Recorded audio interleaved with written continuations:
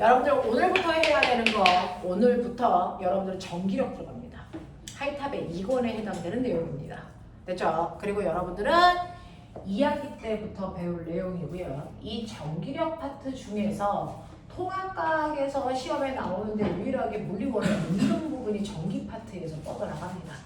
됐죠? 그래서 살짝 전력 손실 뭐 이런 게 나오는데 그 앞부분은 뭐에 대한 얘기냐면 여러분들이 알고 있는 전류에 의한 자기장 앙페르 중학교 2학년 때 됐죠? 네. 그 다음에 중학교 3학년 때 배우는 패러데이 법칙 됐죠? 전자기 유도 자, 그거 두 개가 2학기 때 나오는 물리 파트고요. 거기서 전력 손실만 빼고 우리는 다 배우는 겁니다. 자, 그 중에서 우리가 해야 되는 내용은 전기.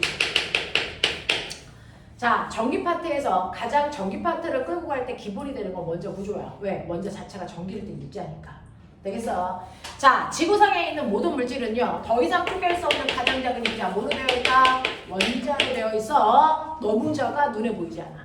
그러니 원자가 어떤 구조로 되어 있는지 사람들이 이해하기라는 쉽지가 않아. 그래서 원자가 어떤 구조인지를 사람들이 설명하기 위해서 뭘 만드니? 원자 모형으로 설명해. 맞습니까? 과학자들은 원자 모형으로 원자 구조를 설명해 줬습니다. 자, 그 중에서 여러분들이 알고 있는 거 원자는 더 이상 쪼갤 수 없는 가장 작은 입자야. 그래서 원자는 속이 비어있는 구의 형태로 설명한 사람이 있죠? 우리 친구. 다물고 있어. 자, 원자는 더 이상 쪼갤 수 없는 가장 작은 입자, 속이 비어있는 구의 형태 이걸로 설명한 사람이 맞아. 우리의 친구 누구니? 돌터.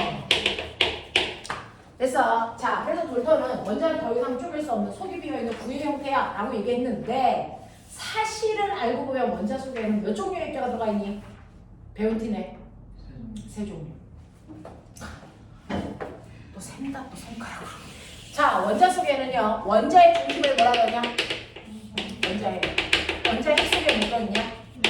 플러스 정기적 성질을 띠고 있는 양성자와 정기적 성질을 띠고 있지 않은 중성자라는 두 종류의 입자를 합해서 원자 핵이라고 불렀던 거고 바깥쪽에 마이너스 정기적 성질을 띠고 있는 누구 있냐?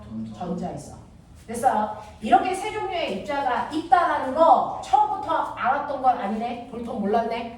맞습니까? 그럼 이 세 가지 입자를 뭐 했을까? 발견했겠죠. 과학자들이. 그래서 그 중에서 가장 먼저 발견된 게 뭐게? 병신. 그렇죠. 저 병신도 한다 새끼야. 그래서 네 원자에 있는 이 세 가지 입자 중에 가장 먼저 발견된 게 바로 전자입니다. 그래서 전자를 발견한 사람 누구? 톰슨. 자, 톰슨이라는 사람이 전자가 있다는 걸 발견하는 실험. 오! 아는 게 있었어. 음극선 실험. 음극선 실험은요. 이렇게 금속 덩어리에 이거 금속이잖아요. 그러면 거기에 쉽게 움직이는 자유전자들이 드글드글. 그래서 네. 그래서 이 자유전자가 튕겨 나오는 걸 본 거야. 톰슨이. 어떻게? 전자를 탈출시켜야죠. 탈출시키기 위해서 아인슈타인이 했던 그 짓을 톰슨이 가장 먼저 했어요. 뭐 주니? 엄청나게 센 비대에너지를 줘. 그래서 비대에너지를 먹은 전자가 탈출합니다.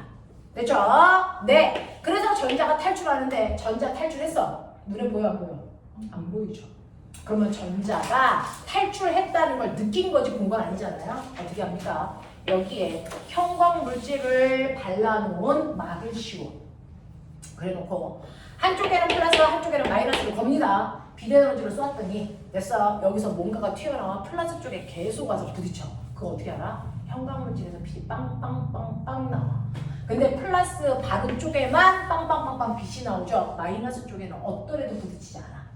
되겠어? 그래서 금속 속에서 어떤 물질이 튀어나오는데 걔는 마이너스 전하를 띠고 있기 때문에 플러스로 끌려가는 거야. 됐어? 생각한 거죠. 두 번째, 그러면 여기서 튀어나오는 우리는 알아요. 전자라는 거는 물질입니다. 근데 이게 정말 물질이 맞아? 라고 하는 걸 확인하고 싶어. 꼬맹아, 물질과 아닌 거에 가장 큰 차이죠. 물질과 현상을 나누는 너프한 기준은 질량의 유무입니다. 그래서 질량이 있으면 물질이라고 하고 질량이 없으면 뭐라고 한다? 현상이라고 하죠. 자, 그럼 난 물어볼게요. 자, 빛은 이중성을 띠고 있다며. 그 빛이 입자일 때 그 빛의 입자를 부르는 게 뭐야? 광자. 빛의 입자를 빛광자, 입자 자자 써서 광자라고 불러. 됐어? 그러면 빛은 됐어? 광자는 질량 있냐? 없죠. 그래서 광자는 입자는 아닌데 입자성을 띠는 거야. 선생님은 여자야. 확실해. 인정하고 있자. 확실해. 선생님은 여자야. 그래서 여성성이 있지. 되게 막 부끄럼쟁이고 막 그래. 그래서 네, 여성성이 있죠. 하지만 선생님은 가끔, 아주 가끔 남성성도 튀어나와. 그렇다고 내가 남자야? 아니죠. 그래서 누구나 여성성도 있고 남성성도 있어. 우리 호유미한테도 여성성이 있을 수도 있어. 그렇다고 지금 여자는 아니잖아. 하지만 그 여성성을 가지고 있는 건 맞아. 그래서 우리는 쟤를 뭐라고 합니까? 야, 이 새끼야. 남성성도 있고 여성성도 있어. 그럼 저 아이를 중성이라고 하더니 이중성을 띈다라고 하겠지? 중성을 하냐 이중성을 띈다고 해. 그래서 빛도요. 이렇게 현상의 성질도 있고 입자의 성질도 띄고 있어요. 입자는 아니면 입자의 성질을 띄고 있죠. 입자성. 그래서 이중성이라고 하는 거야.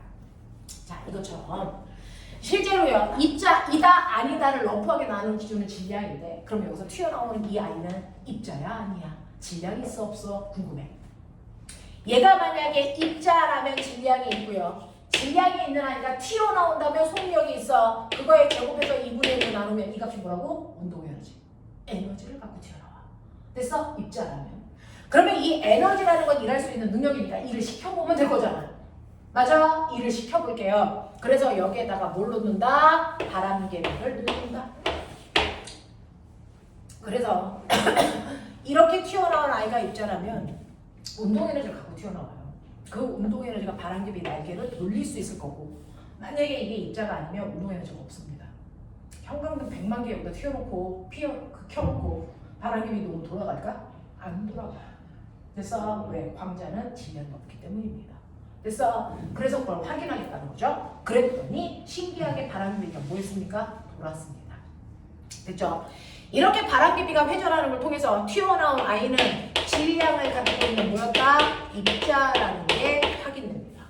또 여기에다가 특이한 모양을 가지고 있는 아이를 이렇게 놓죠.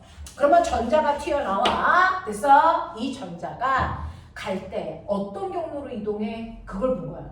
만약에 전자가 직진만 한다면 바람개비랑 부딪히면 이 뒤로 전달되는 아이가 있을까 없을까? 없어요. 되겠어? 그래서 얘가 직진하는지 아니면 꿀렁꿀렁 이렇게 가는지를 보겠다는 거죠. 만약에 꿀렁꿀렁 이렇게 간다면 뒤에 바람개비 뒤에 와서 부딪히는 아이도 존재하겠죠. 그래서 봤더니 실제로 바람개비 뒤쪽에 바람개비가 아니고 뭐야? 벌레가 날아가 깜짝 놀랐어요. 아, 벌레가 있어? 너 이 새끼를 안 씻고 다녀? 씻고 와라. 점점. 자, 문 좀 열어봐. 아이 나가게. 야, 순간 여성성이 드러났다. 이 순간 호잉이 막 소리 지르고 그러면 여성성이 드러나는 거다. 그럼 중성으로 판명된다. 자, 그래서 여기에서 이렇게 직진을 하기 때문에요. 여기에 특이한 모양을 가지고 있는 아이 뒷편에는 이 전자들이 와서 부딪히는 일이 발생하지 않습니다. 이런 여성성들 뒤질래? 그래서 이 뒤편에는 어떤 애도 부딪히지 않기 때문에 빛이 나지 않습니다. 됐어? 그래서 이거를 얘는 그림자되는 현상이 생긴다 이렇게 표현했죠. 맞습니까? 자, 그래서 이렇게 뒷면에는 어떤 애도 와서 부딪히지 않기 때문에 그림자지는 현상이 생겨서 여기서 나온 전자는 똑바로 가 있는 직진성을 가지고 있다라고 하는 걸 우리가 증명한 거야. 그래서 이 세 가지의 성질을 가지고 있는 입자를 톰슨은 전자라고 부를 거야 라고 한 거죠. 됐어? 그래서 전자를 발견하는 실험을 했습니다. 자, 그 실험을 하고 나서 톰슨은 원자라고 하는 건 그 안에 마이너스 전기를 띠고 있는 입자들이 들어있어 라는 걸 알게 된 거죠. 근데 문제 있어요. 원자는 정기적으로 무슨 상태여야 된다? 원자는 정기적으로 무슨 상태여야 돼? 이런 씨랑 박태희 같은 새끼들이 맨날 쳐 졸고 지랄들해.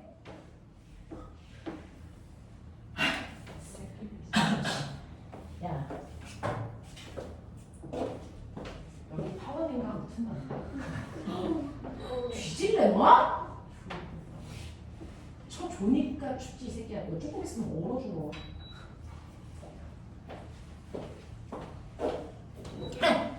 추울까 긴팔 입었지. 나만 살면 돼. 자, 그래서 이렇게요.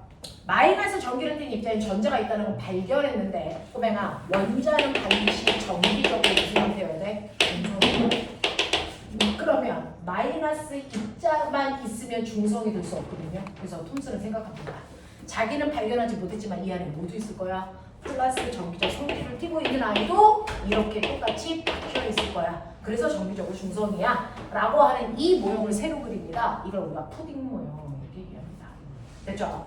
자, 그러면 이 새끼가 발견을 못하네. 아싸, 내가 해야지. 누가 등장합니까? 누가 등장해? 톰슨은 이 플러스 성격을 띠고 있는 입자 몰랐잖아. 그렇지. 야, 넌 왜 닫아? 아니, 그런데. 이 안에 계시잖아.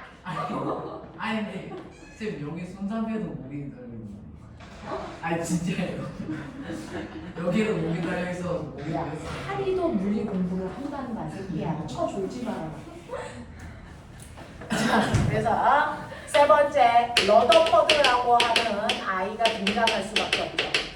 이 러더퍼드라고 하는 아이는요. 자, 실제로 원자 속에 플러스 입자가 있다는 거 나도 인정할게. 됐어? 근데 얘가 만약에 전자처럼 바깥쪽에 이렇게 팡팡팡팡 바뀌어 있다면 전자를 에너지 먹고 튀겨나오는데 얘는 왜 못 나와? 말도 안 돼. 그러니 나는 플러스라는 입자는 어디 있다? 원자의 가장 깊은 곳에 됐어? 박혀 있다. 중심에 이 아이가 들어가 있다. 그리고 이 아이는 열나 뭐하다? 무겁다. 그래서 웬만한 에너지를 흡수해도 튕겨나올 수 없는 아이다라고 상상하게 되는 거죠. 그리고 그 바깥쪽에 전자들이 이렇게 있기 때문에 이 전자들을 쉽게 에너지 먹고 튕겨나올 정도로 가벼운데 얘는 무겁고 속에 깊숙이 박혀있기 때문에 못 나와라고 얘기한 거예요.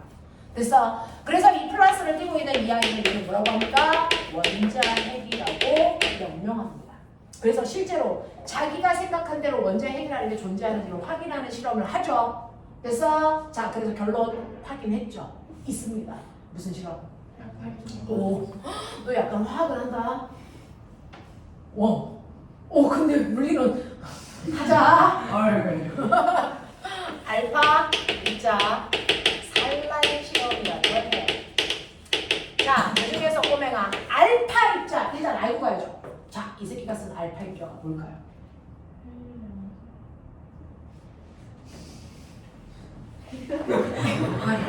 이 새끼가 쓴 알파 입자가 너네 내가 준 물리 영상 집에서 이어폰 끼고 듣는 거지? 거실에서 크게 틀진 않겠지? 서로 가려줄 건 가려주자. 서로 지켜주자. 그래서 엄마가 부엌에서 설거지 하다가 손님이 계속 깜짝 놀랐어요. 이어폰 껴. 자, 여기서 쓴 알파 입자라고 하는 건 헬륨 양이온을 얘기합니다. 근데 왜 알파 입자라고 썼어요? 러더퍼드는 알파 입자 헬륨 양이온을 쓸 당시에 자기가 쓰고 있는 물질 속에서 나오는 아이가 헬륨 양이온이라는 걸 몰랐어요. 그래서 지금은 우리가 미지수를 X, Y, Z라고 얘기하지만 옛날에는 미지수를 알파, 베타, 감마라고 했잖아. 됐어? 그래서 이 사람이 사용한 첫 번째 미지의 물질이라서 알파 입자라고 한 거고 우리는 지금 얘가 쓴 미지의 물질을 알아. 헬륨 양이온이야. 알겠어? 자, 그래서 이 사람은 이 알파 입자를 통해서 원자핵이 있다는 걸 확인하기 위해서 사용한 건 금속 박이야. 박이 뭐야? 금속을 종이보다 더 얇게 펼쳐. 왜 얇게 펼쳤어? 그래야 원자가 겹치지 않으니까. 그래야 그 원자 안에 있는 원자핵이 겹치지 않고 존재하니까. 그리고 그 바깥쪽을 형광물질을 싼 다른 그래서 막으로 둘러싸는 거야. 맞아? 그리고 앞에 위에서부터 아래까지요 헬륨 양이온을 레이저 총으로 만들어서 100발 정도를 드르륵 쐈다 이렇게 생각하면 돼. 그래서 빽빽하게 빈틈없이 쏘는 거죠. 근데 꼬매나 100발을 쐈는데 90발이 어디가? 누구의 방해도 받지 않고 그냥 통과해. 그래서 얘가 직길에 A의 위치에 박혀. 됐어? 됐습니까? 그럼 이걸 통해서 우리가 내릴 수 있는 결론 해봐. 이걸 통해서 내릴 수 있는 결론. 네. 실제로 원자는 대부분이 뭘로 되어 있다? 빈 공간이다. 그러니까 누구의 방해도 받지 않는다. 맞습니까? 그래서 첫 번째 이걸 통해서 원자는 대부분 빈 공간으로 되어 있는 거 확인. 맞아. 그러면 대부분 빈 공간이라는 얘기는 내가 찾고자 하는 원자핵이 없다는 얘기야? 아니죠. 원자핵이 있는데 그 크기가 얼마 뭐하다? 작다. 알겠습니까? 이 얘기예요. 그래서 내가 찾으려고 하는 원자핵의 크기는 엄청나게 작구나라고 하는 걸 알 수 있었어요. 됐어. 자, 근데 빽빽하게 100발을 쐈잖아요. 아무리 작아도 있으면 부딪힙니다. 됐어. 네. 선생님이요. 연락 뛰어와서 벽이랑 부딪혀. 누가 튕겨나가니? 그렇죠. 자식 멋지다. 그렇죠? 네. 이게 왜 먼저 해야 되는지 모르는데 대부분의 아이들이 벽이 튕겨나간다고 얘기하는 말도 안 되는 일이죠. 그래서 선생님이 막 튀어와서 벽이랑 부딪히면 선생님이 오 하고 튕겨나가죠. 됐죠? 왜 그럴까요? 왜 벽이 안 나가고 선생님이 나갈까요? 정해져 있잖아. 가벼워서. 맞아요. 항상 부딪히면 가벼운 새끼가 튕겨나가요. 그러면 이 원자핵에 부딪힐 때요. 도대체 누가 튕겨나갈까? 원자핵이 튕겨나갈까? 헬륨 양이온 튕겨나갈까? 헬륨 양이온이 튕겨서 나갑니다. 됐어. 헬륨 양이온이 튕겨서 나갑니다. 자, 그렇다면 직진하지 않은 위치에 아이가 박히겠죠. 직진하지 않은 위치를 우리가 산란한 위치라고 표현합니다. 됐어. 그래서 B에 와서 너댓발이 박힙니다. 됐죠? 이걸 통해서 와 내가 생각한 것처럼 원자핵은 더럽게 무거워 라고 하는 게 증명이 되는 거죠. 됐어. 원자핵의 증명 너무 이 얘기입니다. 그래서 안 튀어나와 이 얘기입니다. 됐죠? 네. 그 다음에 세 번째는 뭔지 아세요? 세 번째는요. 이 아이랑 부딪힐 수도 있고 자 공간을 빠져나갈 수도 있는데 깻잎 한 장 차이로 스칠 수도 있죠. 그렇죠? 깻잎 한 장 차이로 원자핵을 스쳐 지나갈 때 어떤 일이 발생할 줄 아세요? 깻잎 한 장 차이로 스쳐 지나갈 때 헬륨 양이온이 무조건 밖으로 밀립니다. 왜 그럴까요? 왜 그럴까요? 헬륨 양이온도 플러스 원자핵도 플러스. 그래서 청력 때문에 밀립니다. 알겠습니까? 그래서 직진하지 않은 위치가 또 하나 생깁니다. 그래서 C의 위치를 통해서 내가 생각한 대로 원자핵은 플러스 전하에 뚫리는 게 맞구나 이렇게 된 겁니다. 됐어? 그래서 러더퍼드의 원자의 구조는 중심에 원자핵이 있고 바깥쪽에 전자가 있는 구조가 되는 거죠. 자, 그랬다가 러더퍼드의 제자들이 체드윅 같은 사람들이요. 이 원자핵이라는 것 자체가 물질이 아니고 이건 그냥 공간이다. 이 안에 플러스를 띠고 있는 양성자와 정비적 성질을 띠고 있지 않은 중성자의 모임이 원자핵이다 라고 하는 것도 밝혀내게 됩니다. 그게 체드윅의 시대에 다 러더퍼드의 시대에 다 일어났기 때문에 러더퍼드의 업적으로 우리 다 배우는 것뿐이야. 그래서 원자핵 속에는 양성자와 중성자가 있다는 것까지 밝혀내게 되죠. 자, 그래서 원자 속에 있는 세 개의 입자를 다 알아냅니다. 하지만 이 또한 완벽한 원자의 구조가 아니라는 걸 화학의 아버지 드디어 등장하죠. 네 번째 보어요. 이 보어라는 사람이 유일하게 아인슈타인하고 말싸움에서 이긴 사람입니다. 화학의 아버지예요. 그래서 네. 자, 이 보어라고 하는 이 사람은요. 사실은 러더퍼드의 원자 모양 이거 틀렸어. 이걸로 설명할 수 없는 현상들이 나타나잖아. 를 얘기한 사람이야.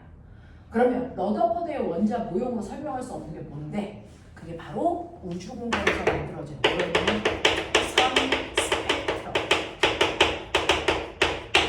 이게 나타나는 원리를 설명하기 위해서는 러더퍼드의 원자 모형을 설명할 수 없어. 그래서 나의 원자 모형을 다시 만들 거야.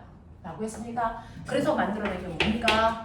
전자 껍질 구조를 가지고 있는 원자 모형을 새로 만들죠. 그래서 원자핵이 있습니다. 예를 들면 Na, 나트륨. 원자번호 몇 번? 11번. 원자번호가 11번이니까 양성자 몇 개 있어? 11개. 그럼 바깥쪽에 전자 몇 개 있어야 돼? 11개. 근데 그 11개의 전자가 러더포드가 얘기한 것처럼 아무데나 있지 않대요. 됐죠? 여러 겹의 전자 껍질들이 존재하는데 그 중에서 가장 안쪽 껍질에 전자 몇 개 들어가면 꽉 찬대?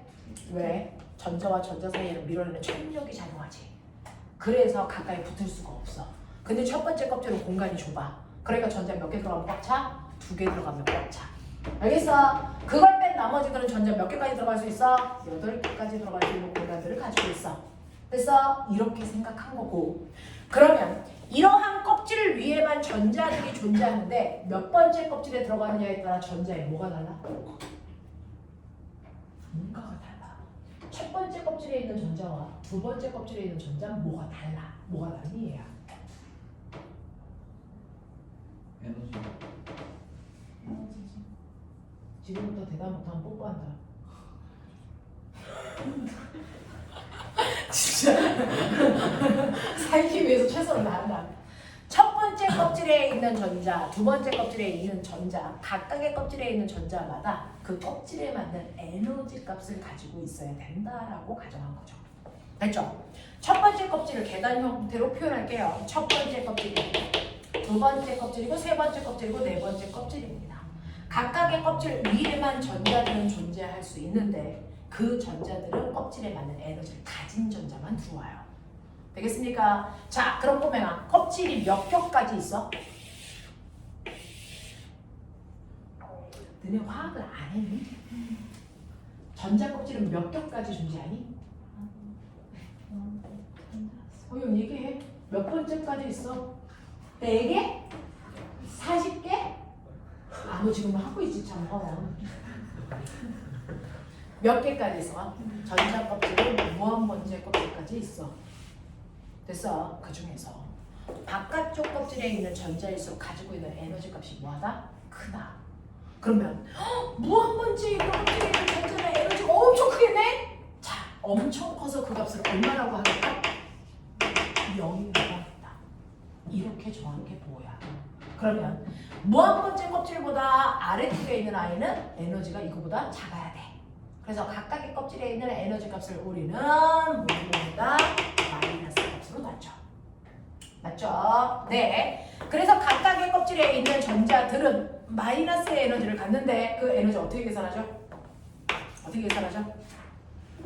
껍질 번호의 제곱분의 K 상수. 이걸로 계산하죠. 상수값은 13.12 뭐 이렇게 들어가는데 우리 다 1로 놓고 계산합니다. 물리니까. 알겠습니까? 그렇게 계산하면 돼. 자, 그러면 첫 번째 껍질에 있는 아이가 갖는 에너지는 얼마입니까? 껍질 번호가 1이니까 여기다 1 집어넣고요. 상수값 1로 넣을게요. 첫 번째 껍질에 있는 전자들이 가지고 있는 에너지 값은 얼마? 마이너스 1. 되겠습니까? 두 번째 껍질에 있는 전자가 갖는 에너지를 계산했어요? 얼마? 마이너스 4분의 1. 세 번째 껍질이 갖는 에너지 값 얼마? 마이너스 9분의 1. 됐어? 이런 식으로요. 그럼 다 물을게요. 마이너스 1이 커, 마이너스 4분의 1이 커? 마이너스 4분의 1이 크죠. 그래서 윗껍질로 갈수록 에너지가 커지고 있는 것 같습니다. 알겠습니까? 네, 이런 식으로 몇 번째 껍질에 전자가 있느냐에 따라 그 전자가 갖는 에너지 값이 결정된다. 그 에너지 값이 뭡니까? 전자 껍질이 갖는 에너지 뭐야? 분위가 결정되어 있어요. 되겠습니까? 네. 자, 그러면 첫 번째 껍질의 에너지는요. 첫 번째 껍질이 갖는 에너지는 마이너스 1. 무한 번째 껍질이 가장 많은 에너지를 가져. 에너지 0. 그럼 눈치 깠어? 첫 번째 껍질부터 무한 번째 껍질까지의 에너지의 차이를 얼마로 본다? 1로 본다. 그러면 두 번째 껍질이 갖는 에너지는 얼마니? 그냥 자꾸 저거 쳐다볼래? 와, 여성성!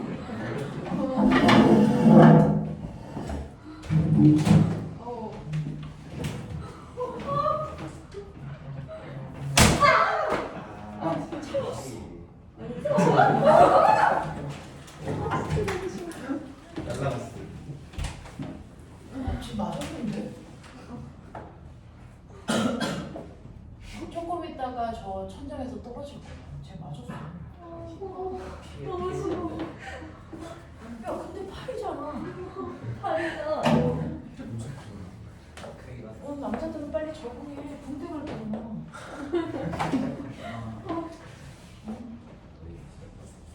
파리와 항상 함께 할 텐데 왜 그러지? 아 파리 친구가 왔다 막 이렇게 할 텐데. 어딨냐? 어디? 여기. 이거 죽여주세요. 이거 네가 보여요 그게? 어디 있어요? 여기. 나만 안 보여? 너무 안 보여. 우리 다 보여. 그래서 이거.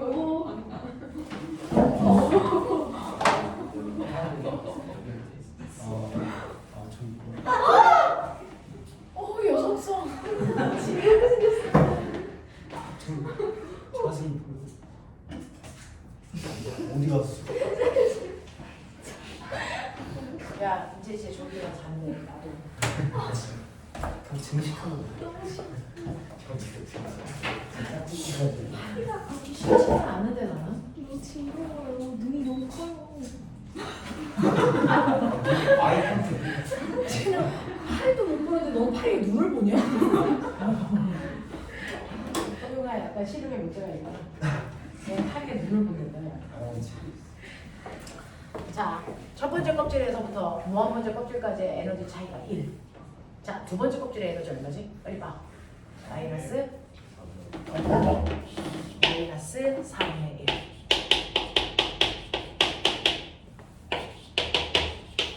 그러면 첫 번째 껍질에서 두 번째 껍질 사이의 에너지 차이 얼마? 1 중에서 무려 4분의 3만큼의 에너지 차이가 있어. 그래서 우리 전자 껍질을 그릴 때 그냥 그리지 않고 껍질과 껍질 사이의 에너지 차이만큼 간격을 벌려. 됐어? 네. 자, 그 다음에 두 번째 껍질과 나머지 껍질 사이의 에너지는 4분의 1이어야 되는데요. 됐죠? 그 중에서 두 번째 껍질과 세 번째 껍질 사이의 에너지 차이가 얼마일까? 세 번째 껍질의 에너지 얼마? 마이너스 9분의 1. 맞니? 그럼 두 개 사이의 에너지 차이 얼마? 36분의 1. 얘는 36분의 얼마? 9. 4분의 1은 36분의 9로 법적으로 나와 있어. 그래서 근데 두 번째 껍질과 세 번째 껍질 사이의 에너지 차이는 36분의 얼마라고요? 이 차이 난다고요. 그래서 그럼 느낌. 아, 껍질과 껍질 사이의 에너지는 등간격이 아니고 위로 갈수록 껍질과 껍질 사이의 에너지 차이는 점점 뭐한다? 줄어든다. 그래서 간격을 조밀하게 됩니다. 무슨 말인지 알겠어? 네, 이렇게 되어 있는 구조입니다. 그러면 선생님이 이렇게 각각의 껍질에 전자가 들어가 있을 때 첫 번째 껍질에 있는 에너지는 마이너스 1이고요. 두 번째 껍질에 있는 에너지는 전자의 에너지는 마이너스 4분의 1로 어느 껍질에 들어있느냐에 따라서 에너지는 정해져 있어요. 그러면 마이너스 2분의 1의 에너지를 갖는 전자는? 존재하냐 안 하냐? 존재할 수 없어. 왜? 마이너스 2분의 1의 에너지를 갖는 전자라면 이 정확하게 가운데 여기 혼자 떠 있어야 되지? 껍질 없는 곳에 전자 있을 수 있어 없어? 없잖아요. 그러면 전자가 가지고 있는 에너지 값은 뚝뚝 떨어져 있어. 마이너스 1 아니면 마이너스 4분의 1 아니면 마이너스 9분의 1. 맞습니까? 그래서 전자가 가지고 있는 에너지는 뭐하다? 불연속적이다 라는 표현을 해요. 그 불연속적인 걸 양자화되어 있다 이렇게 표현합니다. 납득합니까? 여기까지 이해되겠습니까? 자, 그러면 저는 첫 번째 껍질에 있는 전자예요. 저는 두 번째 껍질에 가보고 싶어요. 갈 수 있냐 없니? 있습니다. 전자는 껍질을 자기 마음대로 이동할 수 있죠. 전자가 이사가는 겁니다. 전자의 전이가 일어납니다. 맞죠? 자, 엄마가 이사 가고 싶대. 100평 아파트에서 살고 싶어. 가면 되죠. 우리는 이사가 자유로운 나라입니다. 조건은 딱 하나죠. 그거 별거 아니고 그거. 그래서 그것만 있으면 돼. 되겠냐? 네, 그것처럼 전자도요. 껍질을 이동하는 건 자유롭습니다. 딱 하나. 껍질과 껍질 사이에 에너지만 채워주면 돼. 예를 들어 얘가 마이너스 1의 에너지를 가지고 있는 첫 번째 껍질에 있던 전자인데 얘가 두 번째 껍질로 가고 싶대. 에너지를 얼마만큼만? 4분의 3만큼만 뭐하면 흡수하면 올라갈 수 있어. 알겠습니까? 그래서 전자가 윗껍질로 올라가기 위해서는 에너지를 뭐하면 된다? 흡수하면 된다. 알겠습니까? 또 올라갔던 전자들이 제자리로 내려올 수도 있어요. 아까 흡수한 만큼 에너지를 뭐하면? 방출하면. 됐습니까? 이런 식으로 전자들이 윗껍질로 올라가거나 내려갈 때 에너지를 됐어 흡수 또는 방출합니다. 그래서 어떤 일이 발생하냐면 여러분들이 이렇게 햇빛을 프리즘으로 보면 됐어? 뭐가 나타날까요? 빨주노초파남보 연속 스펙트럼이 나타납니다. 됐죠? 이런 식으로 색깔이 빨주노초파남보가 끊임없이 나타난다. 이거를 우리가 연속 스펙트럼, 이걸 한국말로 뭐라 그래요? 무지개 이 새끼야. 무지개. 병신들아. 그치? 무지개. 이거 생기는 거야. 알겠어? 이걸 연속 스펙트럼이라고 해. 그러면 빨주노초파남보 어느 쪽으로 갈수록 에너지가 더 큰 빛이야?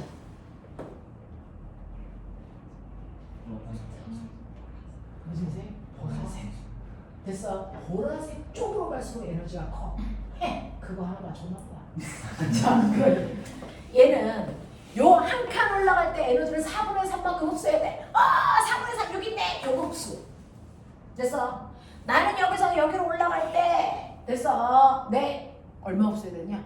36분의 5만큼 흡수해야 돼. 그럼 36분의 5에 해당되는 에너지 요거. 이걸 쪽쪽 빨아먹으면서 전자들이 올라가 버려.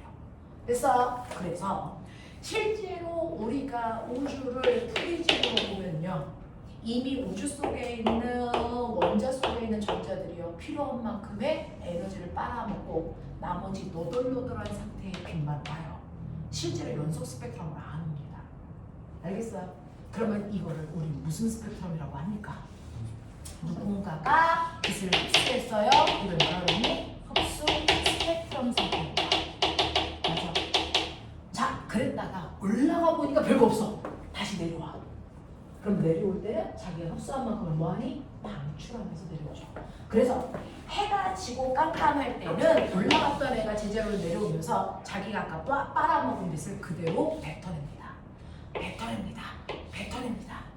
됐어? 그래서 일부분에만 밝은 빛이 나타나게 되어 이거는 바로 전자가 아래 껍질로 내려올 때 빛을 내었기 때문이니 방출을 했기 때문이야.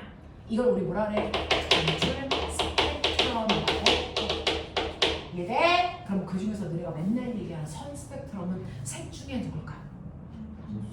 방출 스펙트럼이랑 선 스펙트럼이라고. 흡수 스펙트럼을 선 스펙트럼이라고 하면 안 된다. 근데 신기했어. 흡수 스펙트럼과 선 스펙트럼을 합체하면 뭐가 나오니? 연속 스펙트럼이 돼. 됐어? 이렇게 항상 없어졌던 빛들이 그대로 나온다는 거죠. 그럼 누가 그 빛을 먹었다가 그대로 뱉어내고 있다는 거야. 도대체 누가 그 짓을 했을까? 전자들이. 왜 그랬을까? 껍질과 껍질 사이를 이동하면서 정해진 에너지를 흡수 또는 방출하기 때문이야. 됐어? 왜 껍질과 껍질 사이를 이동할 때 에너지를 흡수 또는 방출해야 돼? 껍질마다 가지고 있는 에너지 값이 정해져 있기 때문이야. 라고 설명하는 사람이 보입니다. 납득하겠습니까? 그래서 전자는 몇 번째 껍질에 있느냐에 따라 전자가 가지고 있는 에너지 값이 결정된다. 양자화된다. 그 전자들이 껍질을 이동하면서 흡수 또는 방출한다. 알겠습니까? 자, 그러면 꼬맹아 빨리 생각해. 전자가요? 여기 이렇게 있어요. 전자가 막 이렇게 있어. 그랬다가 전자들이 아래로 내려올 겁니다. 자, 이 중 몇 번째 껍질로 내려올 때 가장 많은 에너지를 뱉어낼까? 적어도 첫 번째 껍질로 내려올 때가 4분의 3 이상으로 방출하겠죠. 됐어? 그래서 전자들이 아래로 내려올 때 가장 많은 에너지를 방출하는 게 바로 첫 번째 껍질로 내려올 때입니다. 그러면 첫 번째 껍질로 내려올 때 가장 많은 에너지를 가지고 있는 빛을 방출합니다. 그럼 내가 물어볼게요. 너네가 알고 있는 빛에는 몇 종류가 있냐? 3종류가 있어요. 법적으로 그렇게 되어 있어요. 자, 뭐 있어? 자외선, 적외선, 가시광선. 이 중에서 에너지가 크게 반대로 물어봐. 자외선 제일 커. 가시광선. 저기서 저 되게 좋아하는 거 있어. 이제 애들이 오늘부터 온대. 자, 그래서 그 중에서 에너지가 제일 큰 자외선을 첫 번째 껍질로 내려올 때 뱉어낸다는 걸 알아냈어. 어떤 과학자가. 이름 얘기해. 라이먼. 그래서 이걸 우리가 라이먼 계열이라고 불렀죠. 과학 시간에 했어요. 됐습니까? 또 전자가 어디 있던 상관없이 얘가 두 번째 껍질로 내려올 때가 두 번째로 많은 에너지를 뱉어냅니다. 자, 그러면 이때 두 번째 껍질로 내려올 때 뭘 뱉어낼까요? 가시광선. 그래서 이걸 알아낸 사람이 누굴까? 발목. 됐습니까? 발목을 아는 사람이 얘기한 거죠. 그래서 발목 계열. 그래서 전자가 어디 있던 상관없이 세 번째 껍질로 내려올 때가 세 번째로 많은 에너지를 뱉어냅니다. 알겠어? 자, 세 번째 껍질로 내려올 때 뭘 방출합니까? 적외선. 그래서 누가 얘기했어? 하실. 그래서 그래서 기억하세요. 자외선, 가시광선, 적외선. 과학자 이름 라발파. 어차피 주관식 안 나와 이 새끼야. 됐어? 라발파. 도대물 병신. 알겠냐? 이렇게 외우시면 되죠. 자, 그 중에서 방출할 때 내 눈에 보이는 빛. 가시광선. 그러니 전자들을 가시광선을 방출하게 두 번째 껍질로 내려오게 하면 두 번째 껍질로 내려오면서 방출하는 빛이 내 눈에 보여. 반짝반짝반짝. 됐어? 근데 세 번째 껍질에서 두 번째 껍질로 내려오는 IA와 무한 번째 껍질에서 두 번째 껍질로 내려오는 IB가 있어. 둘 다 가시광선인 건 맞아. 근데 뭐가 달라? 더 많은 에너지를 방출하느냐 적은 빛을 방출하느냐에 따라 색깔이 결정되지. 이제 물어볼게. 빛의 사번색.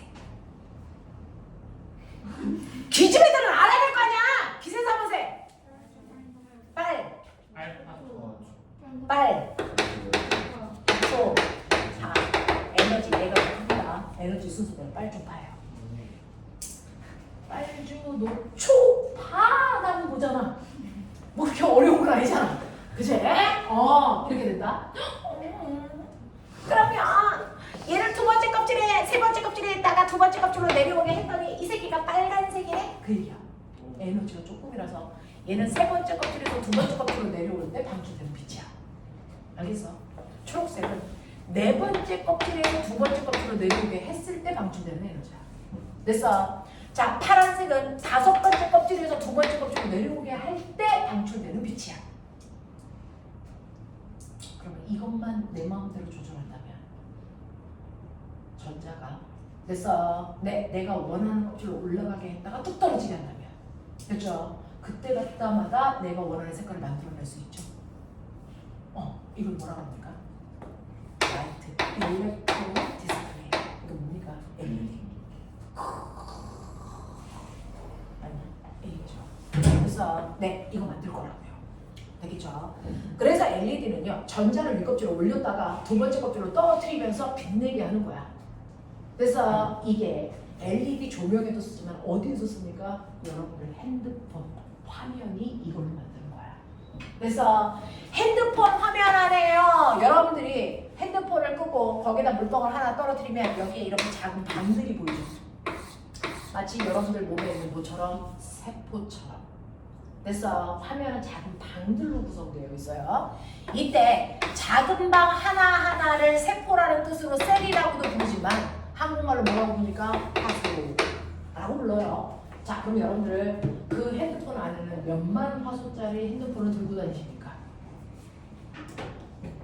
저는 10화소요. 요즘에는 100만 화소 이상이죠. 핸드폰 화면 하나에 저 방에 100만 개쯤 들어가 있어. 그래서 근데 그 방 하나하나마다 빨파초를 만드는 빛의 사번색이 다 들어가 있어서 어떤 방에다가 누구를 자극하느냐에 따라서 빨간색만 떨어져. 그럼 그 방은 빨개 보여. 맞아. 그 부위는 빨개 보입니다. 근데 빨간과 초록을 동시에 떨어뜨렸어. 자, 이제 보자. 빨간과 초록이 동시에 떨어져. 이거 좀 어려운 거야. 이건 미술적 감각이 필요해. 무슨 색? 봐봐, 모르잖아. 병신. 빨간과 초록이 동시에 떨어지면 무슨 그림일까? 노란색. 우와! 외워라. 감각적으로 안 되면 암기 하자. 빨강과 파랑이 동시에 떨어지면? 그게 보라색이야? 자홍색이니까 비슷한 느낌이다. 그래서 자홍색. 그 다음에 초록과 파랑이 동시에 떨어지면? 뭐? 뭐? 시안은 뭐야? 시안이 뭐야? 무슨 색이 되지? 우리는 검정색, 흰색 이런 단어밖에 모르는데 시안색 뭐야? 시안색. 시안색이라는 게 있어? 파란색이랑 기다리는 색. 아, 그걸 시안색이라고 그래? 네. 어느 미친놈에서 그렇게 어디 정신 못 차리냐? 왜? 똑똑한 척. 청람색. 봤어? 빨파초 동시에 떨어뜨려. 흰색. 되게 그냥 아무것도 안 떨어뜨려. 이렇게 생각하는 거죠. 되겠습니까? 자, 이렇게 전자를 들어 올렸다가 두 번째 껍질로 떨어져서 빛을 방출하기 위해서 색깔을 만들어냅니다. 되겠습니까? 네, 이렇게 할 수 있다라는 얘기입니다. 자, 그랬을 때 선생님 세 번째 껍질에서요 두 번째 껍질로 내려오니까 에너지 얼마만큼 방출합니까? 계산하래. 그럼 당연히 세 번째 껍질이 갖는 에너지에서 두 번째 껍질이 갖는 에너지를 빼면 돼. 이게 그 순간 방출되는 에너지의 크기. 근데 빛의 에너지 어떻게 계산하지? 방출되면서 빛이 나오잖아? 그 에너지 어떻게 계산하겠어요? 에너지는 HF로 계산합니다. HF. 됐어? H가 뭘까? H가 뭘까? 빛 에너지를 계산할 때 쓰는 플랑크 상수라는 값이야. 상수야. 됐어? 네. 우린 상수 알아야 할 수가 없다. 1 생각하면 돼. 자, F는 뭐게? 그래도 물리원을 한 번 했으니까 물리원 10을 듣겠지, 새끼들아. F가 뭐게? 병신, 진동수. 야, 너네 진짜 배운 거 맞아? 여기 왜 들어온 거야? 진동수. 알겠어? 그러면 에너지가 크다는 얘기는 진동수가 크다는 얘기네. 알겠습니까? 네. 진동수와 파장은 무슨 관계? 반비례 관계. 됐어. 광속을 일정해. 속력은 F 나온다. 그래서 얘가 항상 일정하니까 F가 커지면 남자는 뭐 해줘? 작아져. F는 남자분의 C. 그래서 F 자리에 남자분의 C 집어넣어도 똑같아. 알겠어? 그런 얘기. 그런 얘기. 자, 그러면 세 번째 껍질에서 두 번째 껍질로 내려올 때요. 에너지 얼마만큼 방출해요? HF만큼 방출해요. 맞아. 이때 진동수가 얼마입니까? F는 H분의 E3-E2만큼이야. 됐어? 라고 하는 요 부분이 물리 영역. 화학에서도 똑같이 하지만. 알겠습니까? 네. 이렇게 계산할 수 있습니다. 기억하겠냐? 이런 것들을 여러분들이 좀 기억해 두시면 좋을 것 같습니다. 자, 그러면서 여러분들이 지금 이걸 배우는 건 전기라고 하는 걸 이해하기 위해서 하는 거예요. 전기. 자, 그 중에서 실제로 원자핵은 플러스의 전기를 띠고 있는 입자들이 드글드글 모여 있어. 예를 들어 나트륨은 원자번호가 11번이니까 양성자 11개에 있는 원자핵이 있죠. 그럼 바깥쪽에 11개의 전자들이 있겠죠. 몇 번째 껍질에 있느냐에 따라 원자핵으로부터 떨어져 있는 거리가 다 달라. 근데 전자와 원자핵 사이에는 뭐가 작용하니? 정전기적 인력이 작용하죠. 전기력. 알겠습니까? 이렇게 전기를 띠고 있는 입자들 사이에는 서로를 당기는 전기력이 작용하겠죠. 그러니까 전자는 전기력 때문에 탈출 못하고 붙어 있는 거야. 알겠어? 네. 그래서 전자들이 원자 밖으로 못 나오는 이유는 원자핵이 잡아당기는 정전기적 인력 때문에 못 나오는 거야. 알겠습니까? 자, 그러면 전기를 띠는 입자들끼리 서로를 잡아당기는 그 전기력은 어떻게 구하라고 말씀드렸겠죠.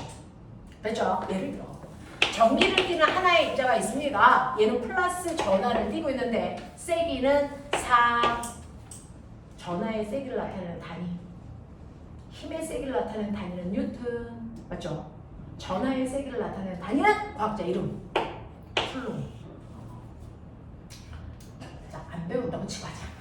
그게 마음이 편하다, 그치? B라는 입자에서 B는 마이너스 2쿨롱. 됐어. 이때 A와 B 사이에 떨어져 있는 거리 R은 2m. 자, 근데 내가 하나 아무리 무식해도 그래도 우리는 하이스트에서 과학 배웠잖아? 한 번만 물어보자. 물질 사이의 거리는 어디에서 어디까지 지니? 물질 사이의 거리는 어디부터 어디까지 재는 게 물질 사이의 거리? 그렇죠. 그래서 실제로 선생님은 물질 사이 A, B 사이의 거리가 2m야 이렇게 표현하지만 사실은 물질 사이의 거리는 그 물질의 무게중심에서 무게중심까지 재는 겁니다. 알겠습니까? 이게 물질 사이의 거리입니다. 됐죠? 그래서 2m 떨어져 있어.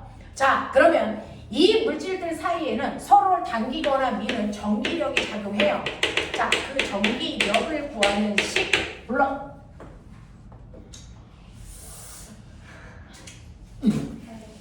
그렇지. R 제곱분의 크 R 제곱분의 크 뭐 내용 병신이야. 썩어놈들아. R 제곱분의 크 이렇게 하는 거야. 알겠어? 이게 전기력 구하는 공식이야. 근데 뭘? 그냥 그래. 태어날 때부터 선생님은 약간 귀여운 캐릭터였던 것 같아. 그래서 그래. 그냥 받아들이고 말아. 자, 그랬을 때 A가 띠는 전기적 세기를 Q1, B가 띠는 전기적 세기를 Q2 이렇게 해서요. 전기력의 세기를 구하는 방법이 R 제곱분의 크 이렇게 구한다. 알겠어? 그럼 두 사이에 떨어져 있는 거리가 2m니까 2 제곱분의 이거죠. K가 뭐예요? 전기력 구할 때만 쓰는 상수값이야. 전기력 구할 때만 쓰는 상수값으로 쿨롱이라는 과학자가 알아냈다. 쿨롱 상수. 크기는 9 곱하기 10의 구승인데 우리는 그냥 1로 써. 됐어. 네. 그리고 Q1, Q2는 각각의 전기를 띤 입자들이 띄고 있는 전압의 세기. 되겠습니까? 이렇게 놓고 비교하시면 날라가 꺼져 지워져 사라져 보이죠? 그래서 서로를 잡아당기는 전기력이 얼마? 1N만큼 작용해요. 뭐 이런 식의 느낌이야. 알겠습니까? 네. 자, 이런 식으로 전기를 띤 입자들끼리는 서로를 잡아당기는 전기력이라는 게 작용하죠. 그래서 그 전기력에 비해서 이 물질의 운동 에너지가 크지 않기 때문에 탈출을 못하는 거죠. 알겠어? 네. 그래서 원자 속에는 이렇게 전자들이 전기력에 의해서 갇혀 있습니다. 그걸 우리는 속박 에너지라고 해요.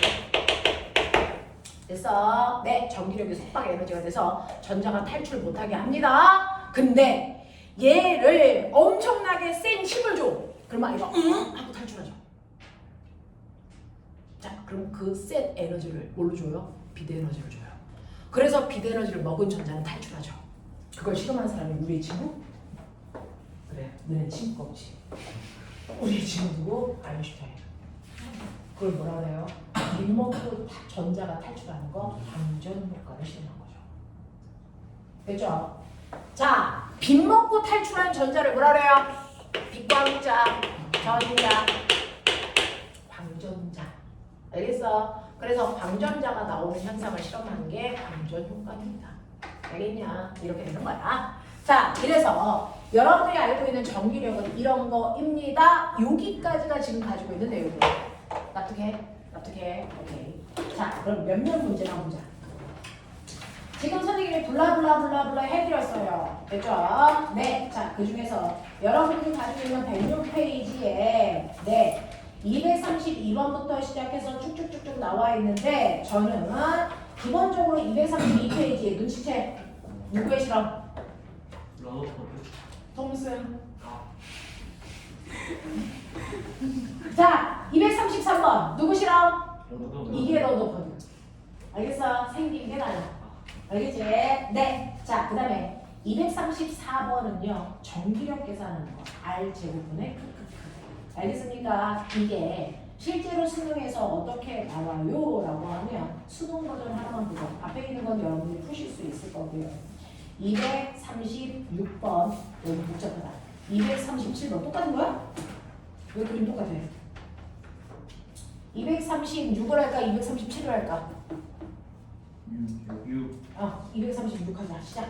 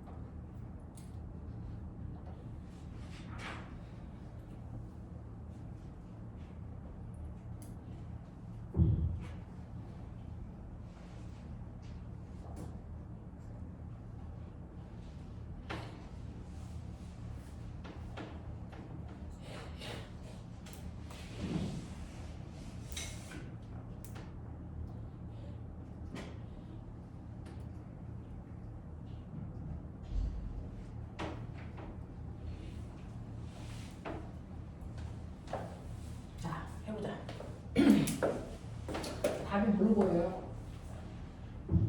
몇 번일 것 같아? 그냥 놓는 거잖아. 참고 삼아. 몇 번? 2번 같아요. 이제 2번인지 우리가 해결해 볼 건데요. 지금 칠판에 있는 그림, 여러분들이 읽은 그림처럼 가의 경우 A, B, C가 마이너스 D, O, 그 다음에 D의 위치에 고정되어 있고요. A는 플러스 전기를 띠고 있고 B와 C는 띠고 있는 전기적 세기는 똑같은데 누가 플러스고 누가 마이너스인지 안 가르쳐주는데.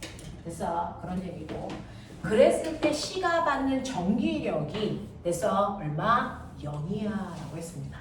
그러면 저 궁금한 게 있는데 C는 누구부터 전기를 받아요? 그게 문제죠. C는 A와 C 사이에 전기력이 작용해요. A와 C 사이에 전기력이 작용해요. 또 B와 C 사이에도 전기력이 작용해요. 이 두 개의 합력이 0이라는 얘기죠. 납득합니까? 그러면 두 힘이 작용하는데 합력이 0이면 반드시 힘의 크기는 어때야 됩니까? 같아야죠. 그리고 힘의 방향은 반대여야 됩니다. 됐어? 그래서 예를 들어 얘가 플러스잖아요. 얘가 플러스잖아요. 그러면 C도 플러스라고 쳐봐. 그러면 A는 C를 뭐 했겠니? 미는 방향으로 힘을 줬겠지. 됐어? 그러면 반드시 B는 C를 뭐? 당기는 방향으로 힘을 줬어야 돼. 맞냐? 그리고 두 개의 힘의 크기가 어땠어야 돼? 같았어야 된다는 얘기야. 그러려면 꼬맹아 어때야 돼? A가 C를 미니까 C가 플러스라면 B는 C를 당겨야 되니까 뭐여야 되니? 마이너스여야 된다는 얘기야. 그러면 결론적으로 뭐냐면 B와 C는 무슨 극이어야 된다? 반대 극이어야 된다는 얘기야. 되겠어? 네. 그 반대 극일 때 나는 B를 마이너스로 C를 플러스로 가정해보자. 아닐 수도 있어. 그래서 저 아직 안 풀어봐서 아닐 수도 있지만 이렇게 돼요. 그래서 B와 C는 서로 반대 극입니다. 자, 그럼 반대 극이라서 힘의 방향이 반대인 거 이제 결정했는데 크기가 같아야 되죠. 자, 그 중에 A와 C 사이의 전기력 R제곱분의 크크크예요. 됐죠? 자, 그 중에서 A와 C 사이의 거리 얼마입니까? 2D죠. 그거의 제곱하면 뭡니까? 4D 제곱분의 쿨롱상수 R제곱분의 근데 우리는 Q값, K값을 일로 놓을 거예요. 무시할 거라고요. 됐죠? 그러면 Q1, Q2. Q1의 전화량은 얼마인지 모르니까 그래서 QA라고 하자. 되겠습니까? 네. 그 다음에 C의 전화량은 Q라고 하자. 이만큼의 세기야. 맞죠? 그 다음에 B와 C 사이의 전기력이요. 떨어져 있는 거리가 D래요. 그러면 D의 제곱분의 쿨롱상수 안 쓸 거고요. B와 C의 전화량 똑같으니까 Q 제곱. 맞습니까? 이게 같아야 돼. 그러면 머리 있는 척하면 요거 하나씩 약분해서 날리죠. 맞죠? D제곱, D제곱 날리죠. 그러면 분모값이 얼마냐면 4대 1입니다. 같아요? 그러면 분자값이 얼마여야 됩니까? 4대 1이어야죠. 맞습니까? 그러니까 이게 4, 이게 얼마? 1의 크기를 갖는다는 거죠. 예. 그래서 BC 사이의 전화량을 Q로 놓으면 A의 전화량은 4Q여야 됩니다. 이 뜻입니다. 납득해라. 알겠습니까? 네. 이렇게 된다는 거 기억. 그 다음, 그래서 전화량을 구했어. 크기 비교했어. 근데 여기서 뭐? 이제 나그림에서는 A의 위치를 바꾸면 돼요. 자, A는 4Q의 크기를 갖고 얘네들은 Q의 크기를 갖는데 둘은 반대 전기를 떼어야 돼. 그치? 그 중에서 우리는 B를 마이너스 극으로 C를 플러스 극으로 놓고 생각하고 있는 중이야. 맞아. 자, 그게 맞는지를 여기서 확인할 수 있어. 어떻게 해요? 이렇게 놨더니 요번에는 C가 받는 전기력의 합력이 0이 아니고 오른쪽으로 받아야 돼. 되겠어? 생각해보자. 자, 실제로 보시면 C는요 똑같이 A와 C 사이에도 전기력이 작용해요. 그리고 B와 C 사이에 전기력이 작용합니다. 위치만 바뀐 것 뿐입니다. 그걸 합성하면 얘 방향이 오른쪽 방향으로 나타나야 되고요. 그 크기를 F라고 하는 게 맞대. 알겠어? 자, 그럼 그걸 보여보자. 자, A와 C 사이에는 플러스 2네. 알겠습니까? 네. 그 다음에 B와 C 사이에는 뭐하네? 당기네. 반대 방향이니까 여전히 빼야 되네. 알겠습니까? 그랬을 때 이쪽의 힘이 더 커야 오른쪽으로 가겠죠. 그런 얘기야. 이해? 자, 그럼 볼게요. A와 C 사이의 거리 D의 제곱분의 쿨롱 상수는 1로 무시. 자, 전하량 곱하면 4Q의 제곱. 맞습니까? 그 다음에 B와 C 사이에는요. 됐어? 네. 4B 제곱분의 얼마입니까? Q의 제곱. 알겠어? 이쪽이 훨씬 큰 거 맞죠? 맞니? 그러니까 힘의 방향이 오른쪽으로 나타나는 거 맞죠? 하겠어? 이런 얘기야. 아, 그러면 내가 생각한 대로 얘는 마이너스 플러스로 놓으면 되겠구나. 만약에 거꾸로 놓으면 힘의 방향이 왼쪽으로 잡으면 됩니다. 알겠습니까? 이렇게 됩니다. 납득하냐? 하겠냐? 이런 것들이야. 그래서 극도 결정, 세기도 결정. 알겠어? 아씨, 야, 여성성 화끈하게. 저런 이중성들 저거 씨. 자, 이런 얘기야. 자, 그래서 보면 기억. A와 B의 전하의 종류가 같습니까? 라고 했어요. A와 B는 한 놈은 플러스 한 놈은 마이너스 다르네. 자, 니은 갈게요. A에 작용하는 전기력의 방향은 가에서와 나에서가 같습니까? 전기력의 방향. A에 작용하는 전기력의 방향은요. 자, 요번에는 A가 받은 전기력 방향. 자, 보세요. A는요. A와 B 사이에는 당기는 힘이 있어. 됐어. A와 C 사이에는 미는 힘이 있어. 자, 그 중에서 누가 더 컸어? C가 미는 힘, B가 당기는 힘. 그 중에서 이 힘이 더 커야 왼쪽으로 힘을 받죠. 맞습니까? 그거 확인하라고요. 됐어? 네. 자, 그래서 A와 C 사이에 작용하는 전기력의 방향은요? 라고 했는데 꼬맹아 빨리 봐봐. A와 C 사이의 전기력의 세기 얼마니? 여기 쓰잖아. 이게. 됐어? A와 C 사이에 작용하는 전기력의 세기 이만큼이야. 되겠어? 네. 그 다음에 B와 A 사이의 전기력 이것만 구하면 돼. 됐어? 네. B와 A 사이의 전기력 계산해 볼게요. 자, 얘는 뭡니까? B 제곱분의 얼마니? 4Q 제곱. 얘도 4Q 제곱. 누가 더 커? 이쪽이 더 커. 아니다. 이쪽이 더 커. 맞습니까? 네. 그러니 B가 당기는 방향에 더 키는 거니까 얘는 오른쪽 방향으로 힘받아요. 됐어? 그래도 A는 오른쪽 방향으로 힘받고 있어? 그러면 이 경우에도 오른쪽 방향이냐고 묻는 거야. 무슨 말인지 알겠어? 나 빨라니? 괜찮아? 할만해? 자, 여기에서도 A가 받는 힘이요. 얘 마이너스 얘 플러스니까 당기는 방향으로 B가 힘을 줄 거야. 그치? 얘 플러스 미는 방향으로 줄 거야. 됐습니까? 그러면 해볼 필요도 없어. A는 왼쪽 방향으로 힘받아. 되겠습니까? 여기서 오른쪽 방향이 있고요. 그러니까 둘의 힘의 크기, 힘의 방향이 달라. 알겠습니까? 이렇게 하죠. 자, 그 다음에 디귿 갈게요. 가에서 B에 작용하는 전기력의 크기는요. 젠장할 씨. 5분의 4 F인지 계산해야 돼.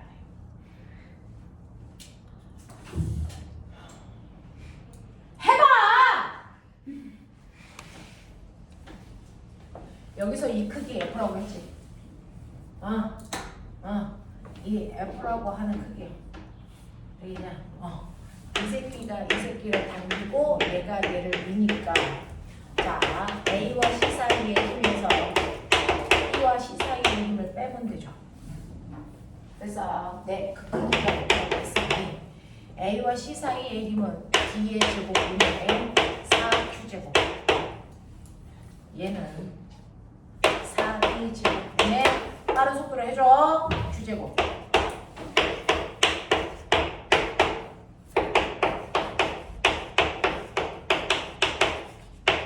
가자. 이 값을 F로.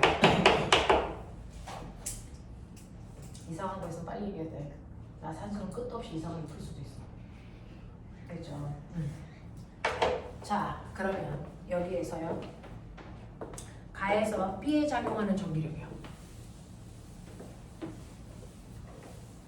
가에서 B에 작용하는 전기력은 A와 B 사이의 전기력과 자, B B와 C 사이에 전기력이 있는데 A와 B는요 당기는 왼쪽 방향에 힘 받네요. 왼쪽.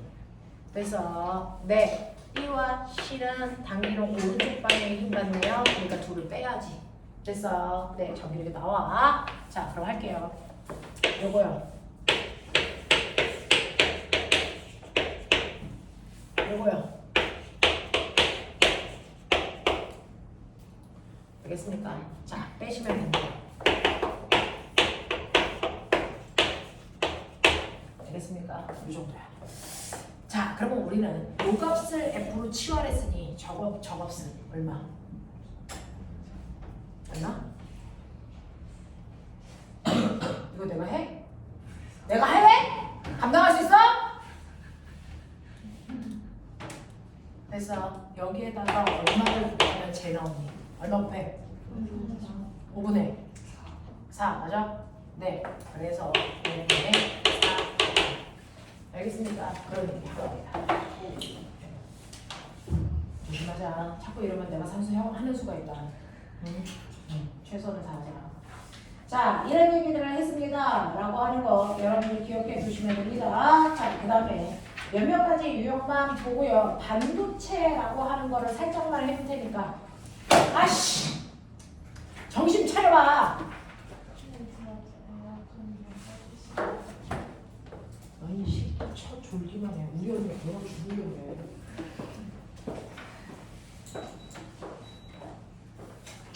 야, 근데 왜 추워?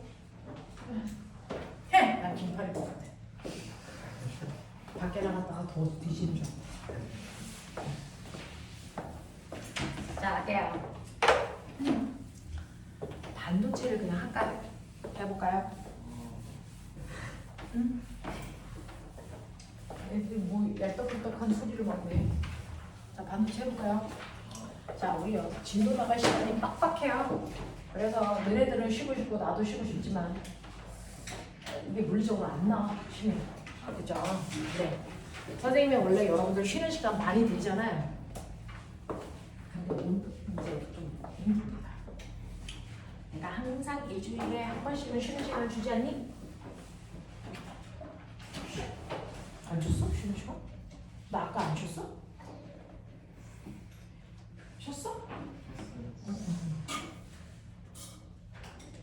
아까 쉬었잖아. 자.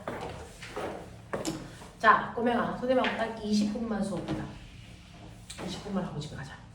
알겠지? 그럼 되죠? 자, 이제 여러분들이 안 가져온 두 번째 책에 있습니다.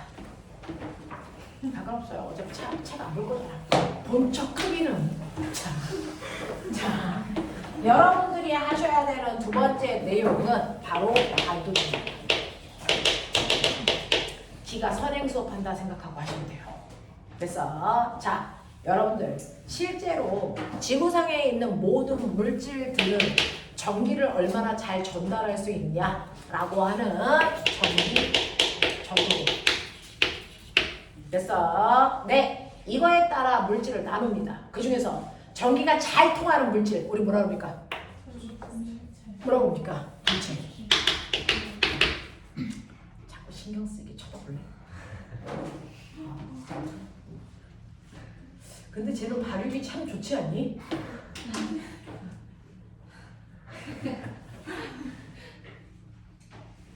야, 너네 알아? 쟤 발이 몇 개게?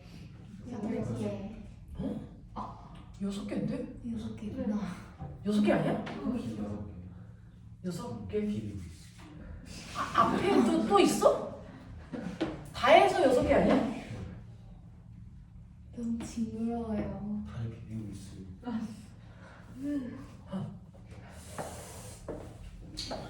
자, 괜찮아? 집중해봐.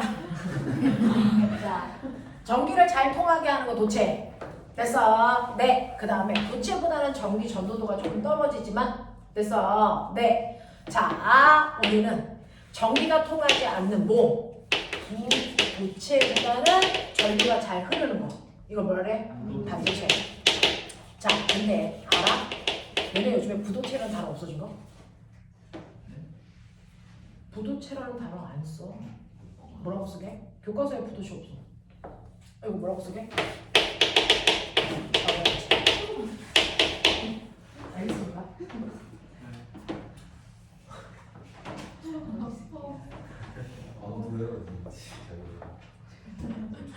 자,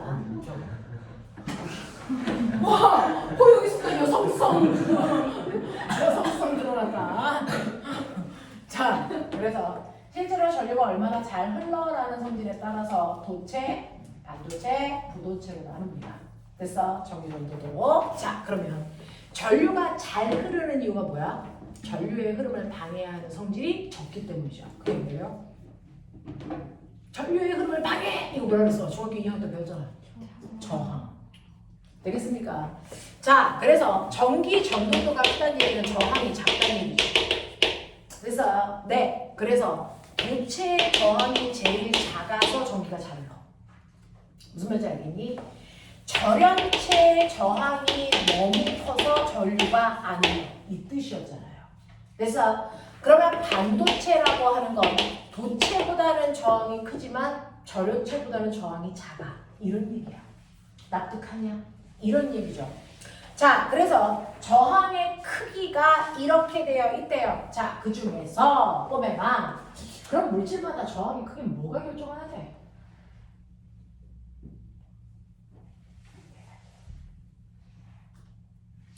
내가 엄마한테 이럴 거야. 돈 내고 배웠는데 티가 하나도 안 난다고 생각해.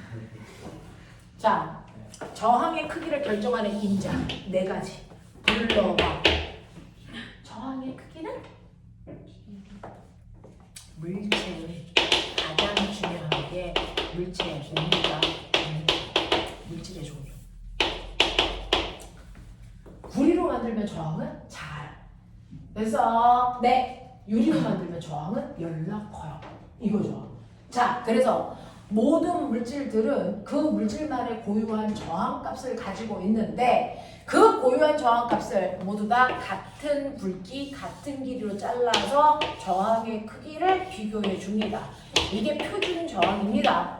그래서 자, 이렇게 모든 물질을 같은 두께, 같은 길이로 잘랐을 때 물질의 표준 저항을 만들었는데 우리는 이걸 뭐라고 합니까? 이걸 비저항이라고 부르고 요걸 하겠습니다. 그래서 자, 그렇다면 우리는 비저항을 비교했을 때 우리가 알고 있는 물질 중에 저항이 제일 작은 게 누굴까? 은입니다. 그러니까 전선 속에 뭐 집어넣어야 전류가 잘 흐른다? 은으로 만든 도선을 집어넣어야 전기가 제일 잘 흐르겠죠. 근데 우리 은으로 안 만들잖아요. 그 안에 뭐 들어있어요? 구리. 왜? 가성비가 더 좋으니까. 알겠습니까? 이 얘기예요.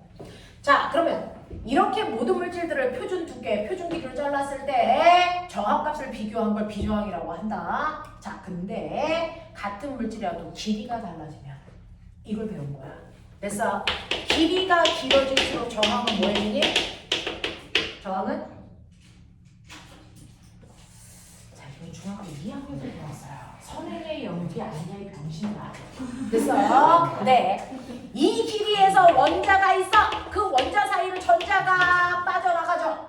가다가 원자랑 탕 하고 부딪히며 튕겨 나갔다가 이쪽에 있는 마이너스 때문에 다시 밀려서 돌아가겠죠. 왜? 하이가 무서워 수업을 못하고 있는 거야? 호용아, 너의 몸집이 저희의 10만 배야, 10만 배. 제가 자, 그래서 이렇게 전자가 가다가 원자랑 충돌해서 튕겨 나오기 때문에 전류의 흐름이 방해를 받게 되는 거죠. 그래서 우리 과학 시간에 저항이 뭡니까? 저항은 전자가 원자와 충돌하는 현상을 우리는 저항이라고 해. 맞아. 그러면 흐름에 방해를 받으니까. 그러니까 충돌을 많이 하면 저항이 큰 건데 여러분들이 길이를 길게 한다. 그래서 길이가 2배가 되는 도선을 갖다 놓으면 어떤 느낌이냐면 이 안에 있는 원자의 개수가 많아집니다. 원자의 개수가 많아지면 충돌할 확률이 뭐해집니까? 커지겠죠. 그래서 저항이 커지는 거야. 알겠습니까? 네, 라고 하는 거죠. 그래서 길이가 길어질수록 저항이 커지네. 네, 맞습니다. 그럼 보면 길이 말고요. 이거 굵기. 굵기를 우리 다른 말로 뭐라 그러죠? 단면 두께. 굵기 두께. 그래서 단면적. 단면적이 커지면 저항은 뭐해지는 거니? 이거예요. 왜요? 라고 하면 길이는 똑같잖아요. 길이는 똑같은데 굵기를 2배 더 굵게 한다는 얘기는 원자의 개수는 똑같은데 원자와 원자 사이를 벌렸다라고 생각하시면 되는 거예요. 되겠어? 그래서 단면적인데 길이는 그대로 원자 개수는 그대로인데 길이가 원자의 개수를 설명합니다. 그래서 두꺼워진다는 얘기는 원자와 원자 사이가 벌어져 빈 공간이 많아져. 그래서 그러면 충돌할 수 있는 확률은 커지니 작아지니? 작아지죠. 알겠어? 그래서 단면적이 커질수록 저항은 작아지는 그런 성질을 가지고 있습니다. 근데 이거 말고 저항의 크기를 결정하는 게 하나 더 있다는 거죠. 그게 논리에서 나타납니다. 중학교 때는 안 배웠어요. 됐죠? 저항의 크기를 결정하는 마지막 인자가 뭘까요?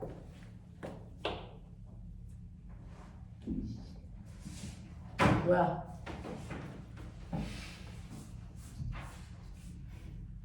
뭐야? 온도야, 이 새끼야. 온도. 자, 그러면 온도가 높아지면 뜨거워져. 저항 커지니 작아지니?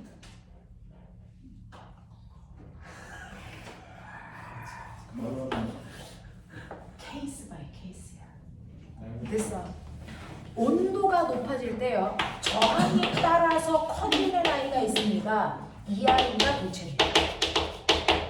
이 아이가 도체입니다. 됐어. 온도가 높아지면 그렇게까지나 반응할 이유가 있나? 무엇이? 짐승 모습이 누구였어? 뭐였냐? 아니에요, 저 순간 와 팔이 하나 교실에 넣었더니 아이들이 졸질 않네. 와 괜찮네. 자 교실에 팔이 2마리 된다 다음 주에.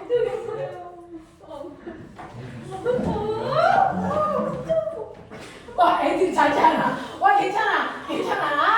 자 다음 주에 팔이 2마리 수입한다 아이가. 왕팔이 수입한다 새끼들아. 뒤에서 너희들이 한다. 칠판에 앉았어. 괜찮아? 팔이 안 부러워. 옛날에 팔이 입에 들어간 적도 있었어. 단백질이야 이 새끼.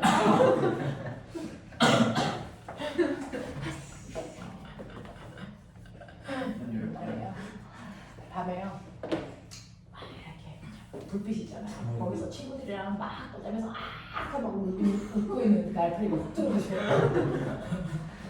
먹었어요.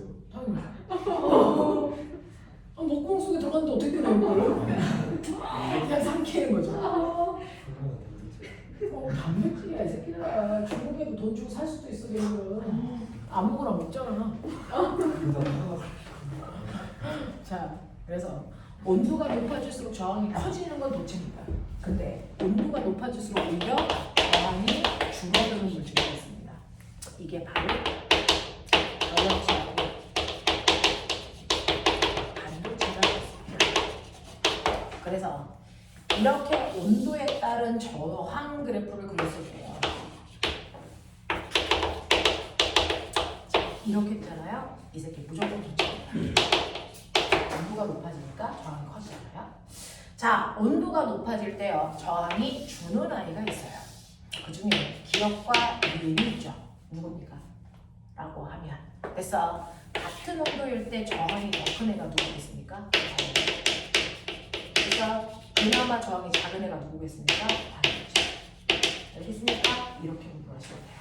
됐죠? 이런 식으로 온도에 따른 반응성이 달라요. 이게 왜 다른지를 설명하려고 하는 거고요. 자, 그 전에 그렇다면 이 4가지가 저항의 크기를 결정한다고 했는데 저항은 어떻게 계산합니까? 로 S분의 L. 됐어. S분의 L입니다. 그래서 저항은요. 비저항 곱하기 굵기분의 길이. 알겠습니까? 저 새끼 저거 짐승 소리 낼래 새끼야? 네 소리 때문에 놀래겠어. 자, 그래서 로 S분의 L입니다. 자, 그럼 선생님 여기서 온도는 어디 있어요? 없잖아요. 자, 이게 있습니다. 이게 비저항이 온도에 따라 값이 달라집니다. 됐어. 은이라도 0도일 때 비저항값, 10도일 때 비저항값, 20도일 때 비저항값이 달라서 각각의 온도에 맞는 비저항값을 넣어서 계산하시면 돼요. 되겠습니까? 자, 그래서 이런 식으로 여러분들은 저항값을 구할 수도 있고요. 상식으로 말씀드릴게요. 여러분들은 물리원이 아니고 물리원이 심하니까. 자, 이 비저항이라는 거 있죠? 물질의 고유한 저항값 비저항. 그래서 그거를 역수하게 전기 전도도. 알겠어요? 비저항값을 역수하면 전기 전도도가 된다. 알겠냐? 이 정도는 머릿속에 좀 집어넣고 가도 되겠죠? 버겁지 않겠죠? 자, 그럼 선생님, 왜 온도에 따라서 도체와 절연체의 저항값의 반응이 정반대로 나타납니까? 라고 하는 거죠. 이건 구조에서 온도. 다음 주에 얘기 안 한다. 다 문제 풀어가지고 오세요. 자, 구조에서 오는데요. 실제로요, 여러분들이 알고 있는 것처럼 지구상에 있는 모든 물체는 세 가지 상태 중에 하나겠죠? 고체, 액체, 기체. 그 중에서 고체는요, 물질 그 입자와 입자가 빽빽하게 붙어 있어요. 그렇죠? 자, 액체는 조금 더 거리가 멀게 느슨하게 있죠. 기체는 가장 멀리 떨어져 있는 아이가 기체입니다. 그렇죠? 자, 그렇다면 원자의 입장에서 보면 액체나 기체는 원자와 원자 사이가 충분히 멀리 떨어져 있어요. 충분히 멀리 떨어져 있어서 A라는 원자의 바깥에 첫 번째 껍질에 전자가 들어가고 두 번째 껍질에 전자가 들어갑니다. 그리고 충분히 멀리 떨어져 있는 곳에 B라고 하는 원자가 있고 그 원자의 원자 핵 바깥쪽에 첫 번째 껍질에 전자, 두 번째 껍질에 전자가 들어가는데 생각해보세요. 실제로 전자와 전자 사이에는 서로를 미는 청력이 나타납니다. 근데 충분히 멀리 떨어져 있기 때문에 영향을 줄까 안 줄까? 안 줍니다. 이게 액체나 기체고 화학은 이 영역에 대해서만 설명한 겁니다. 그래서 그러면 물리는요, 화학에서 설명하지 않은 고체 영역을 설명하자 이 일입니다. 그럼 고체는 어떠냐면요, 선생님이 여기 이렇게 점을 찍은 이 바운더리 안에 원자를 넣는다면 몇 개? 100만 개쯤 채워집니다. 100만 개 정도의 원자가 고체 상태로 들어갑니다. 그렇다면 뭐예요? 원자는 고체 상태일 때 뭔가 따닥따닥 붙어있다는 겁니다. 겹쳐있어요. 그래서 A라는 원자의 바깥쪽에 첫 번째 전자 껍질에 전자가 들어있고 두 번째 껍질에 전자가 들어있는데 고체면 이 원자 위에 B라는 원자가 겹칩니다. 그럼 원자핵이 있겠죠? 그럼 당연히 하얀색 원자의 바깥쪽에도 똑같이 첫 번째 껍질에 전자가 들어가야 되는데 에너지 준위가 똑같기 때문에 같은 곳에 첫 번째 껍질이 이렇게 있어야 되고요. 거기에 전자가 겹쳐서 이렇게 있어야 정상인 거죠. 근데 문제는 저 새끼 자꾸 짐승 소리 내고 다 의자에 붙어 있었어. 나 집에 팔거든요. 하나씩 체크방에 넣어줘. 어?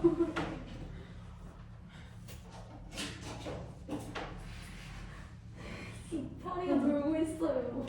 너네 좋을까봐 그러잖아. 쟤 얼마나 힘들어. 아이 훌륭하네. 자지만보다 훨씬 더 훌륭하네. 아무도 안 자? 대신에 칠판은 어떤 새끼도 안 봐? 하리만 쳐다봐? 이 새끼들이 뒤진다. 제가 죽여주세요.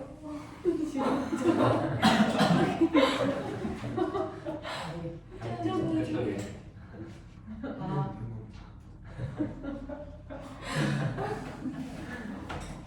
아니 갑자기 안 보이네.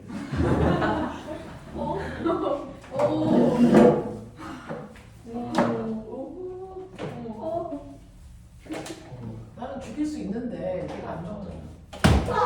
안 돼.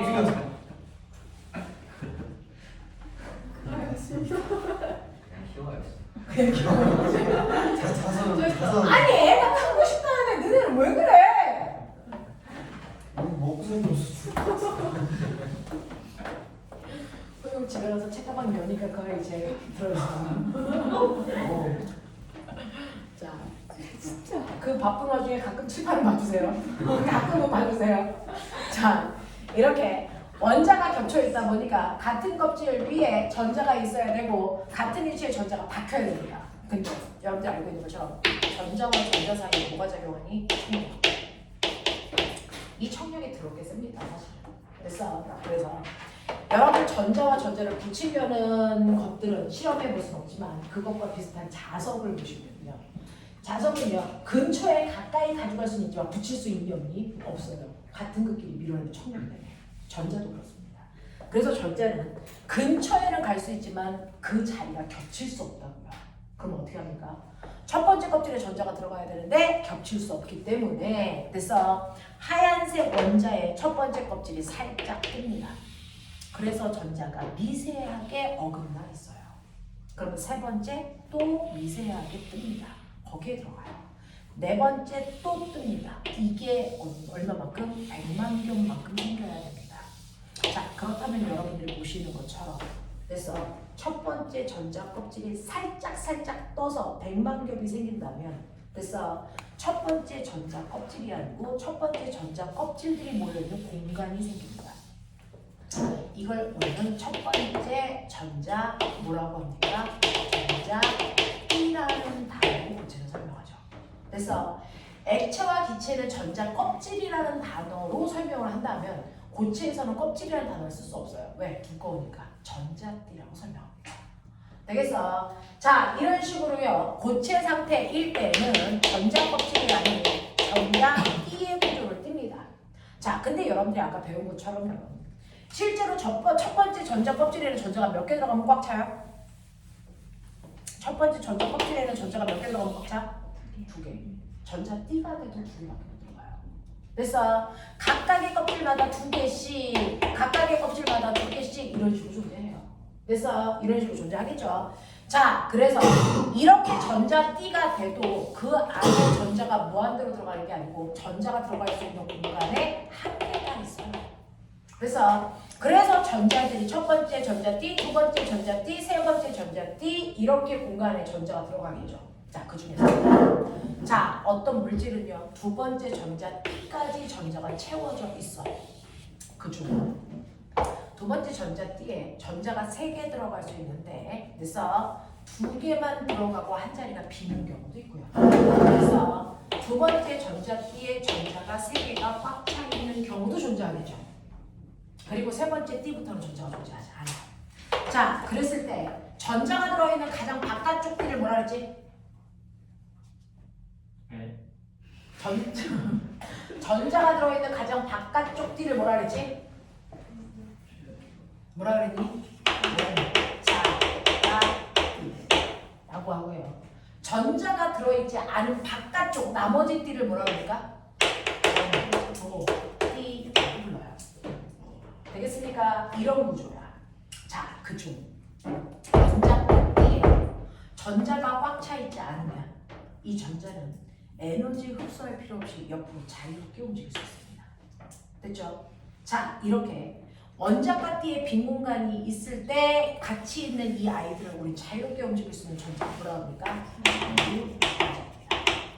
그래서 이 구조를 가지고 있는 게 바로 고체라는 금속 구조입니다.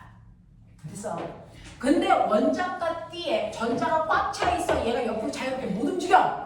이런 구조를 가지고 있는 아이들이 자유전자를 거의 가지고 있지 않은 자연체와 반도체입니다. 그래서 근데 여러분들이 알고 있는 것처럼 첫 번째 전자 껍질, 두 번째 전자 껍질, 세 번째 전자 껍질로 갈수록 간격이 점점 뭐해진다고? 좁아진다고. 근데 이 아이가 두꺼워진다고. 두꺼워지다 보면 전자 띠와 띠 사이가 뭐합니까? 겹칩니다. 그래서 근데 도체는 원자과 띠에도 빈 공간이 있지만 전자띠가 겹쳐버렸어요. 사실은 띠와 띠 사이에 빈 공간이 있어야 그걸 뛰어넘기 위해서 에너지가 필요한 거죠. 근데 도체는 빈 공간이 없습니다. 그러면 밑껍질 올라갈 때 에너지 흡수할 필요 있어 없어? 없어요. 그래서 옆으로도 위로도 자유롭게 움직일 수 있는 상태, 이게 도체입니다. 근데 절연체하고 반도체의 차이점이 뭡니까? 라고 하면 절연체는요 위에 전도띠가 원자과 띠로부터 너무나도 멀리 떨어져 있어 이 간격이 이렇게 넓습니다. 그러면 상원에서 존재하는 에너지로 이 전자가 밑껍질로 올라갈 수 있는 에너지를 얻을 수 있다 없다? 없어요. 불가능합니다. 이게 바로 절연체 구조야. 됐어? 근데 반도체는요 원자과 띠와 그 위에 있는 전도띠 사이의 간격이 그렇게 뭐합니까? 좁습니다. 그래서 그래서 상온에서 존재하는 에너지를 가지고 전자가 쉽게 위로 올라갈 수 있는 구조야. 되겠습니까? 그러면 얘가 쉽게 올라가면 얘가 올라간 이 자리는 빈자리가 돼. 그러면 자유주가 생기지. 그래서 전류가 흐를 수 있는 구조, 이게 반도체입니다. 알겠어? 그래서 여러분들이 알고 있는 것처럼 도체, 반도체, 부도체라고 하는 건 이렇게 전자띠 사이의 구조로 설명할 수 있어. 이해돼요? 기억납니까? 옛날에 배웠던 거? 그러니까 그렇게 뭐 했어 그렇게? 되겠습니까? 네, 이렇게 되어 있다. 자, 그래서 여기까지 해당되는 내용까지만 해드릴게요. 나머지 반도체 부분은 다음 주에 해드릴 테니까 그러나 빨리 챙겨게 집에 가자 그래. 빨리 챙겨.